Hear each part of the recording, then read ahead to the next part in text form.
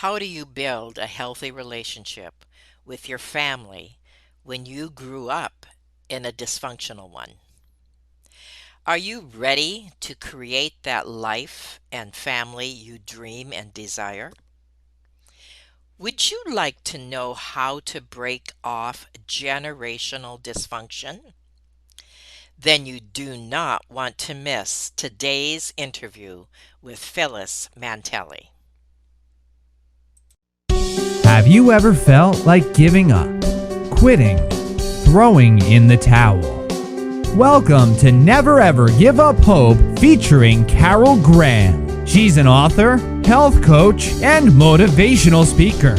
Backed into a corner multiple times in her life, Carol shares with you stories on how she overcame some of the toughest obstacles a person can go through in life, but refused to give up hope.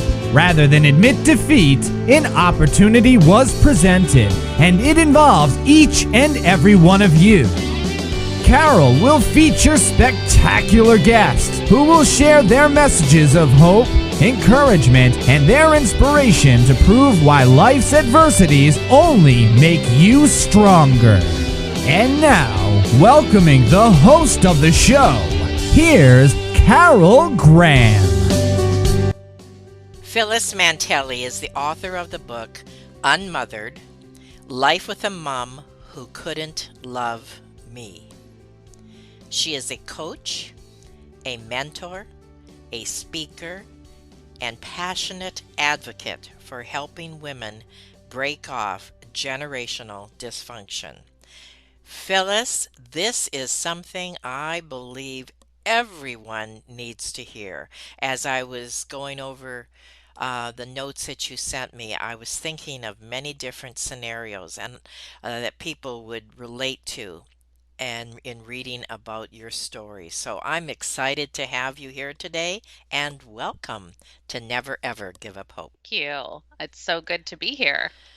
So let us start with your story, the roller coaster journey of life with your alcoholic mom. Right. So, the roller coaster is a good word for it. Um, I grew up with two parents who were very dysfunctional, and I grew up in a pretty violent background. Just to give you a little example, Mm-hmm. when I remember being about 4 years old, and my mom and dad started screaming at each other in the kitchen, and my mom was pointing a knife and aimed it towards my dad's heart but missed and hit his arm, and I think my face just probably dropped, and I remember my dad turning around and looking at me and just pulling the knife out and saying like, "It's okay, honey."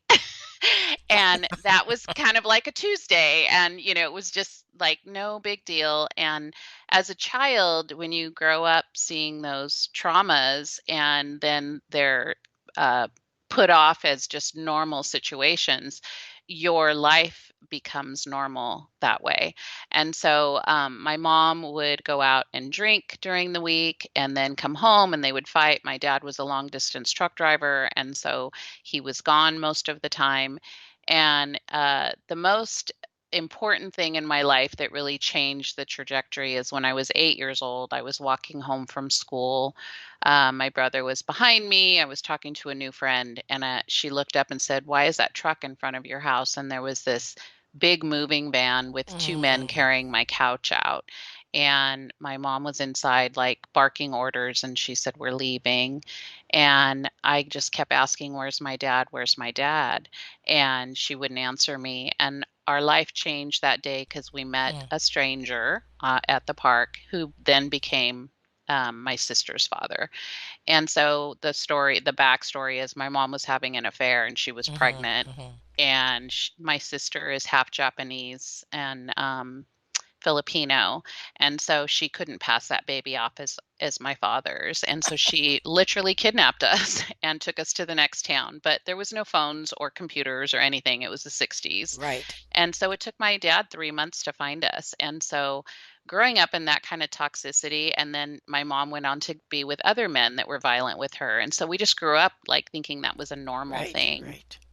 and it wasn't. But but you start like learning these behaviors that you think on the outside don't feel right, but it is your life, and so you pick up on those bad behaviors. And I just really kept looking at my mother kind of side-eyed, like, what is wrong with you?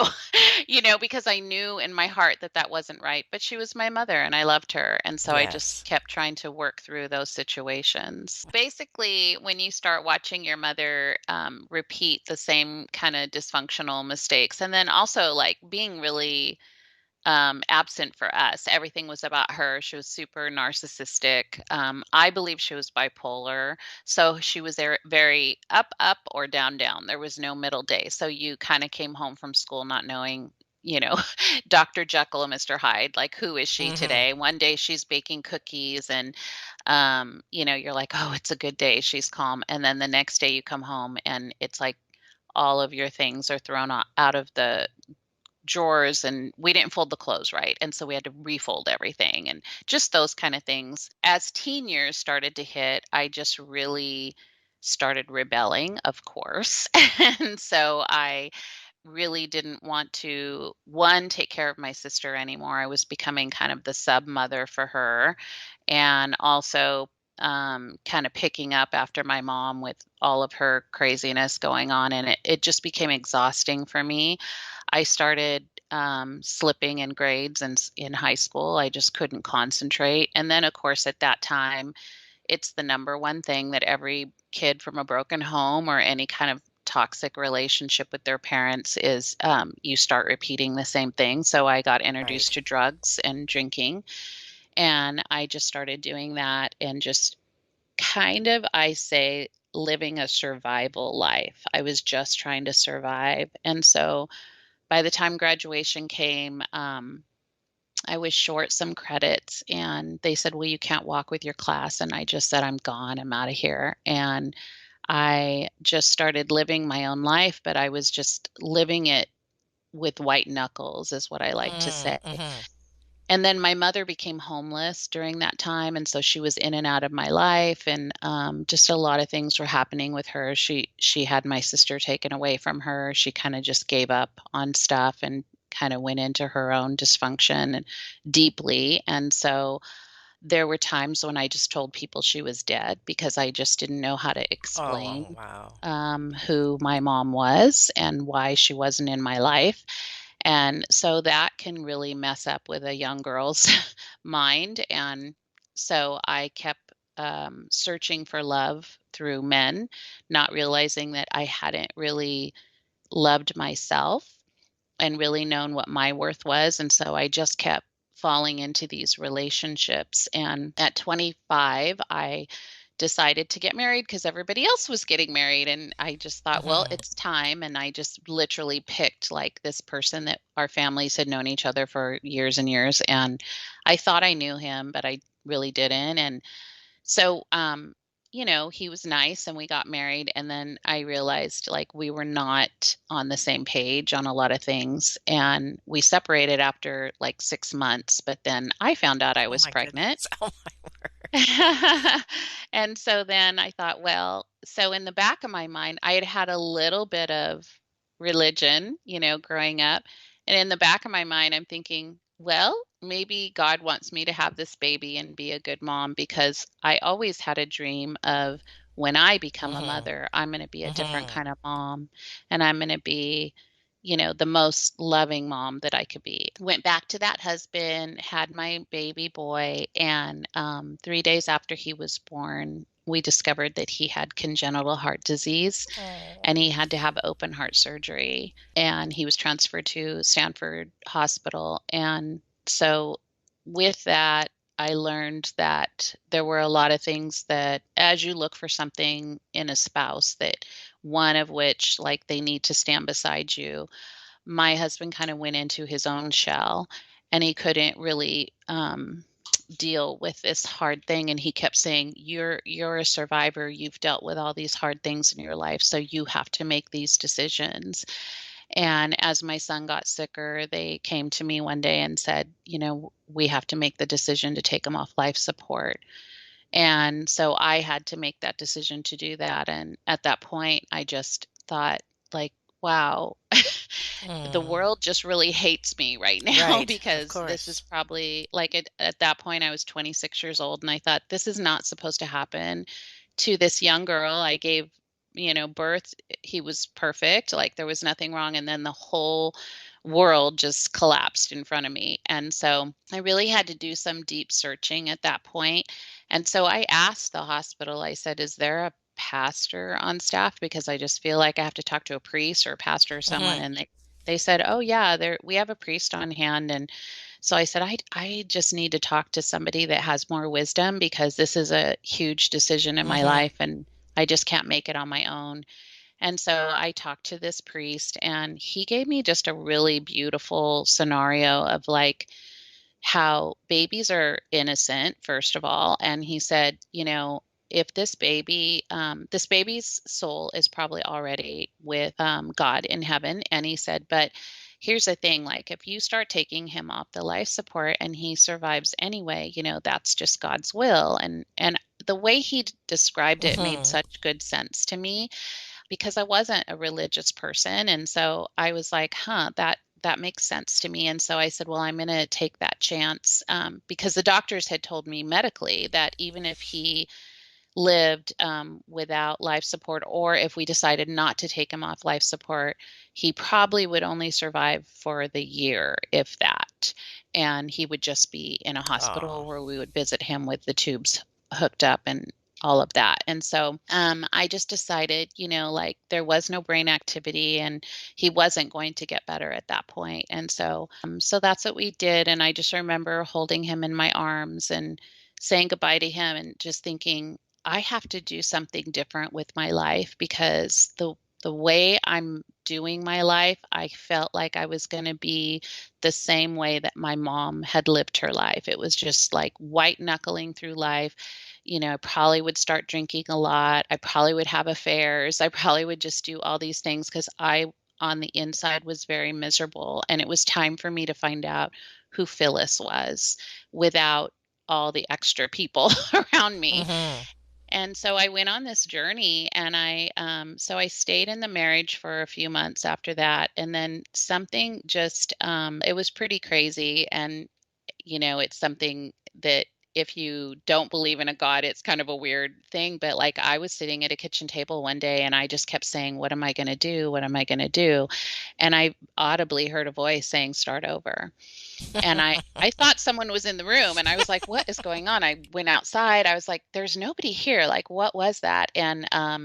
And something inside of me was just like, "You need to do your life different." And so I wrote a letter and I told my ex-husband now. I just said I just think it's time to go and I'm not coming back this time. Please don't ask me. And I called a friend and I said, "I don't have a job and I don't have a place to stay and I just really need to start my life over." And she said, "Oh, we're hiring at my job and you can sleep on my couch for 3 months." And I was like, "Whoa, this is crazy." And No so, kidding. yeah, so I just started over and I just started really thinking more in depth of like really journaling a lot at that point and saying like what are the things I want out of my life? What is a good life? What is a calm life? What is a happy life?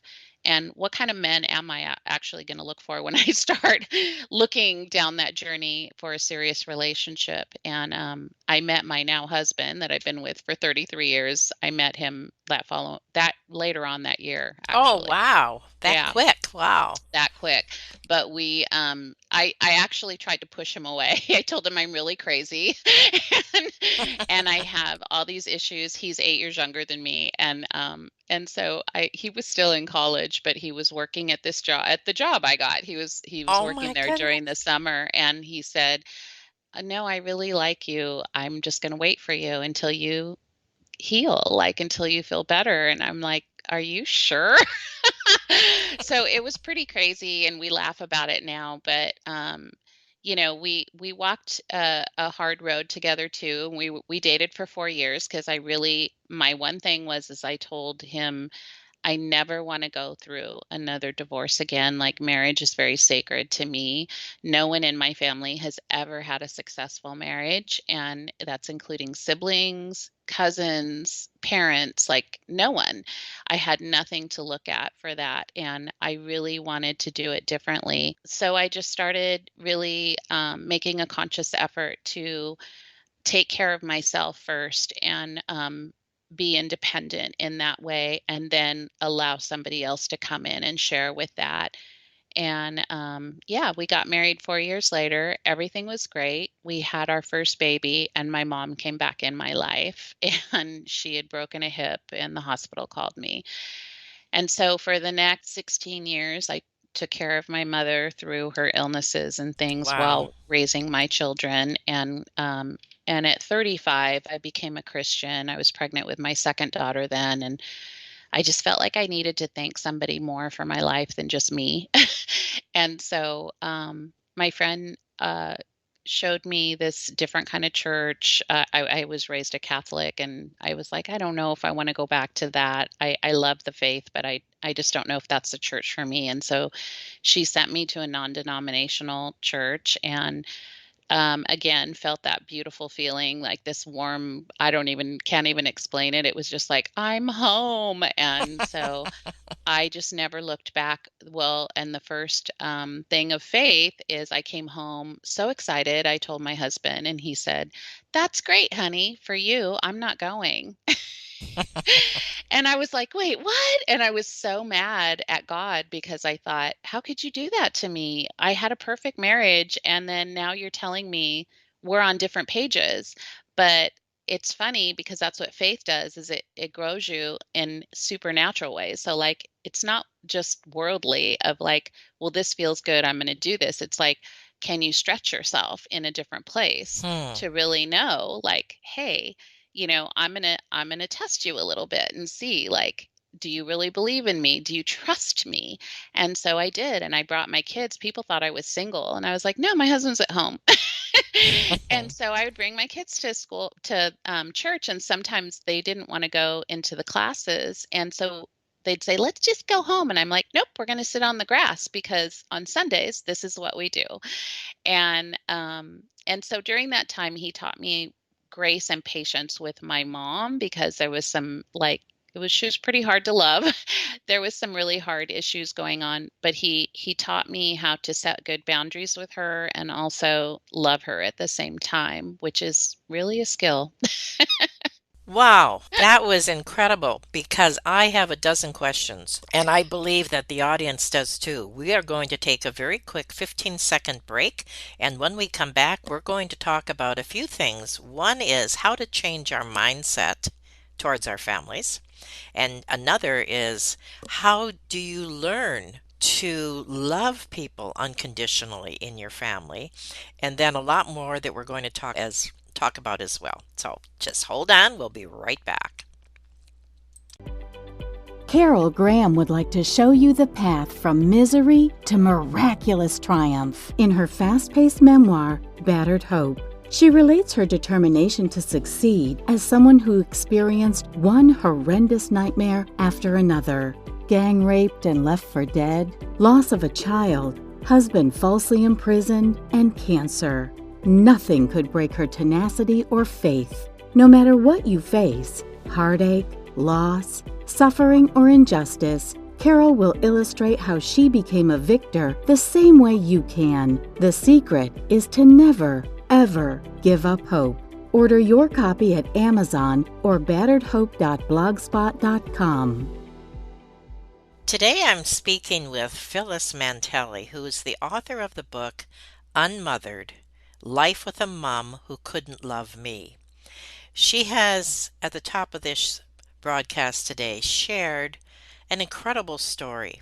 And if you have been listening, you will probably be sitting on the edge of your seat to see how this woman who has been through so much was able to turn not only her life around, but to help others do the same thing.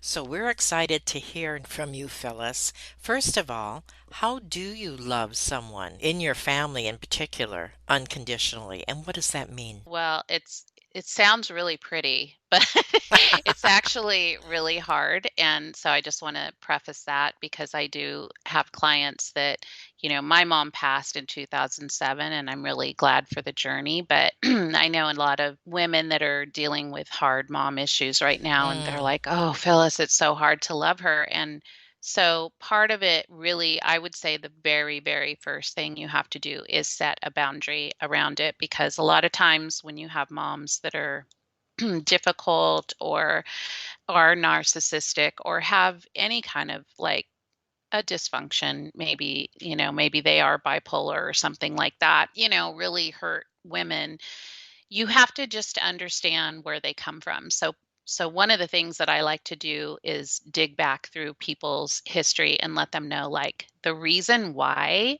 they are the way they are, because I think when you can understand where they came from and why they are the way they are, it helps you have a little more empathy for them.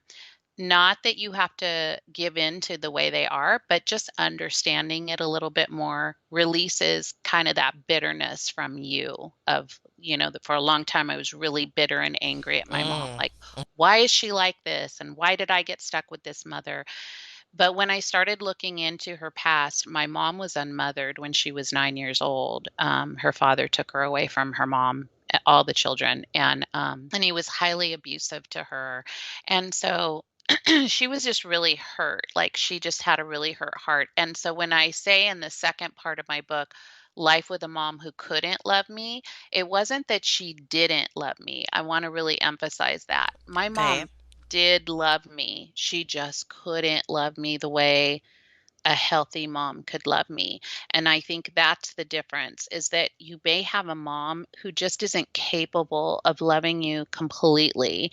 And so there just has to be a lot of grace with that, and with really healthy boundaries to know when it's time to go in and help and when it's time to step aside and hold your own and keep your own property fence line to say like, hey, this is my family here. Like, you're going to have to deal with your issues. That's not my issues. And I think you can do that in a loving way so that, so that you can help grow in your family, but also not get stuck into their past because they will just drag you into their toxicity. So, like, one of the things with my mom is she would get really anxious around holiday time. And when I started creating this really beautiful family with my girls and my now husband Mm-hmm. and all of that, I wanted to bring her in and share with that. But what ended up happening is she would get very high anxiety to be around like my husband's family because she considered them like more upper Mm-hmm. echelon than her, and so she would get insecure, so she would drink, and then she would come, and then she would create chaos, and so one year she made my older daughter cry, which she doesn't even remember it at the time. I remember it because it affected me, it traumatized me Mm-hmm. again, and I said, "I don't want that."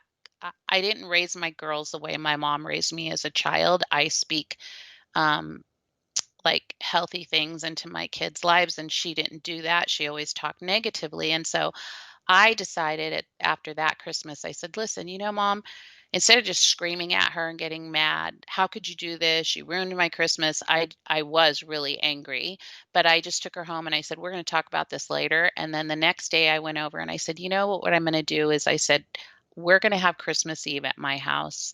And then I'm going to bring you leftovers and spend time with you Christmas Day.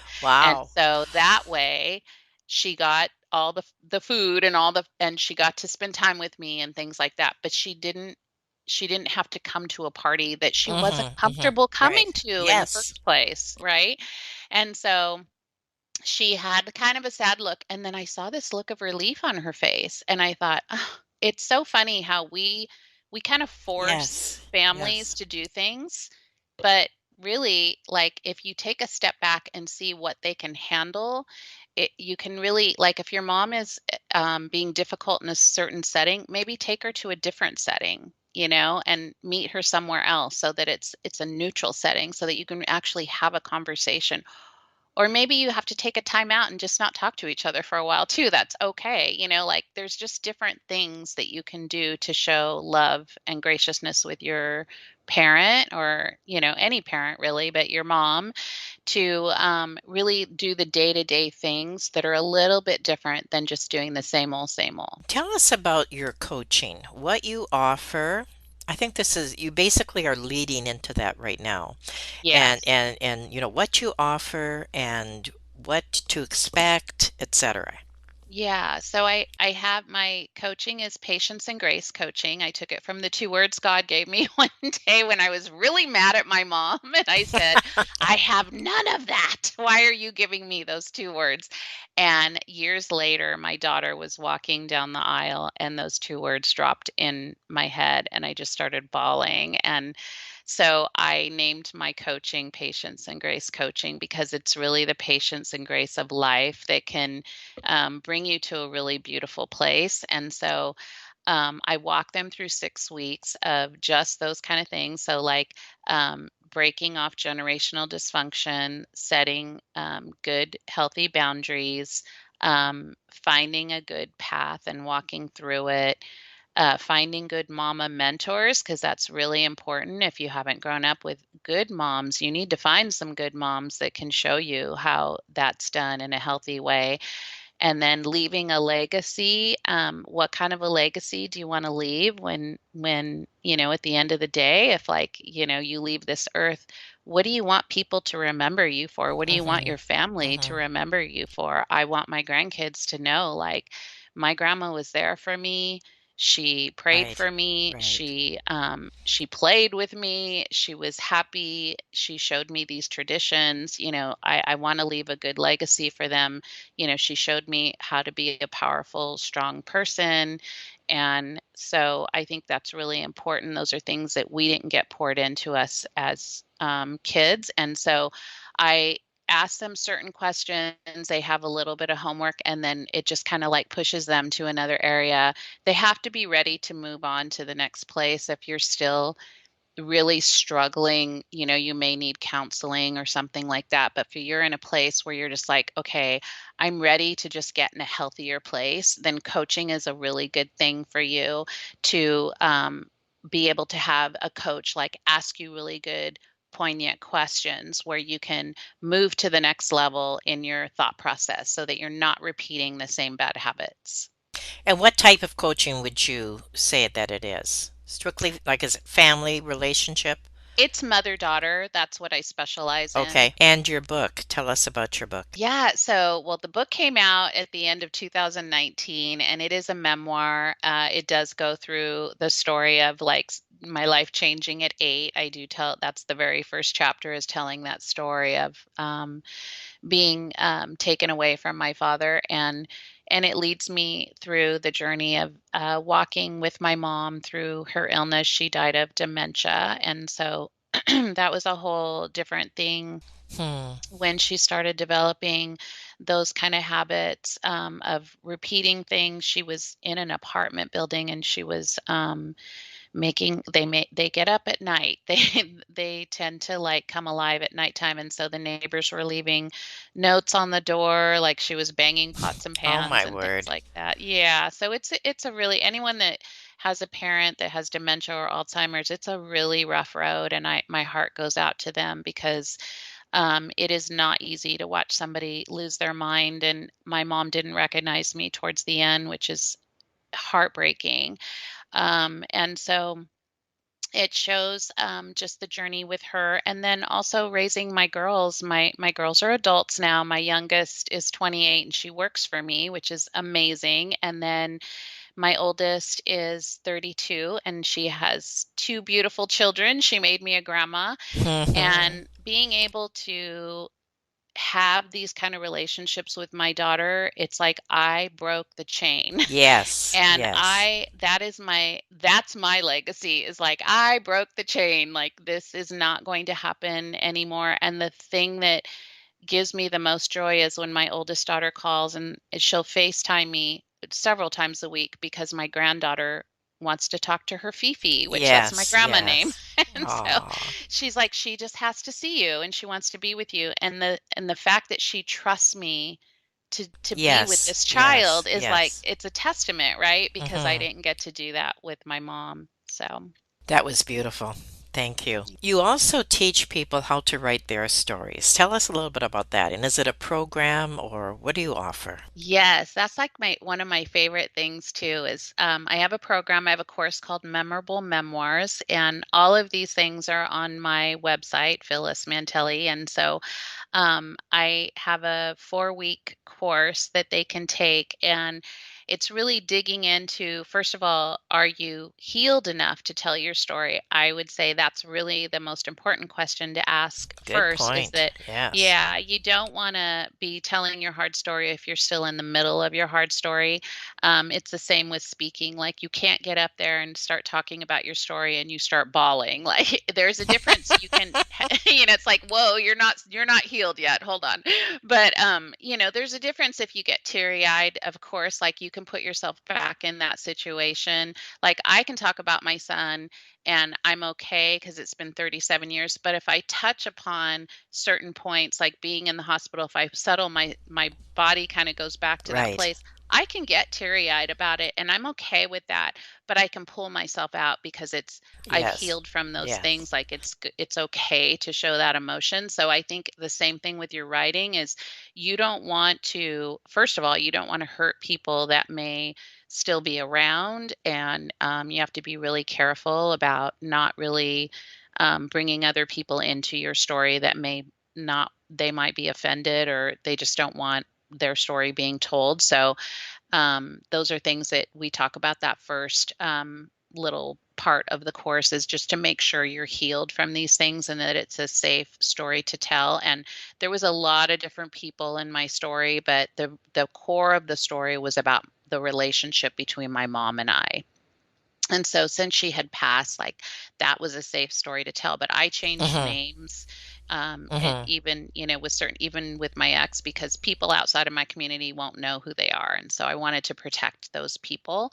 And so also just learning how to find good hooks in the story. So you always want to start your story where people are going to go, oh my gosh, what's going to happen next? And so learning how to do that is like amazing. And if you have really good writing skills, or if I can help you find the hook in your story, it's going to make people want to read more than the first chapter. So well stated. So well stated. Thank you so much. And I think that you have not only been informative, you have been inspirational. I don't use that word loosely. Thank You you. have been definitely motivational, and you have also presented a challenge. So I hope that not only will people buy your book, they will check out your website, they will, if they need either in the area of their relationships, go into your coaching program or learn how to write their own stories or memoirs. There are so many memoirs out there. You read a page and I'm like,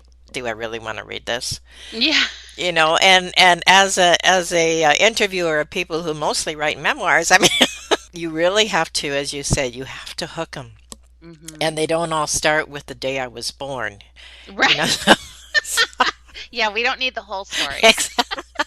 Anyway, so I think you got it, and hopefully this will intrigue people to check it out because you have been an awesome guest, and I thank you for everything that you shared, not just your story, but all these other things as well. And we look forward to hearing more from you. Do you have another book in the works, perhaps? I do. So I'm actually writing the companion to Unmothered, and it is based on the 6 life lessons of my coaching. And so it will be a book in book form, so people will be able to read and study and journal and all that good stuff. And I'm releasing a new podcast called the Unmothered podcast. Oh, awesome. Yes, October 3rd. So I have a trailer up right now on Apple and Spotify. Okay, okay. Hmm. And when is your book coming out?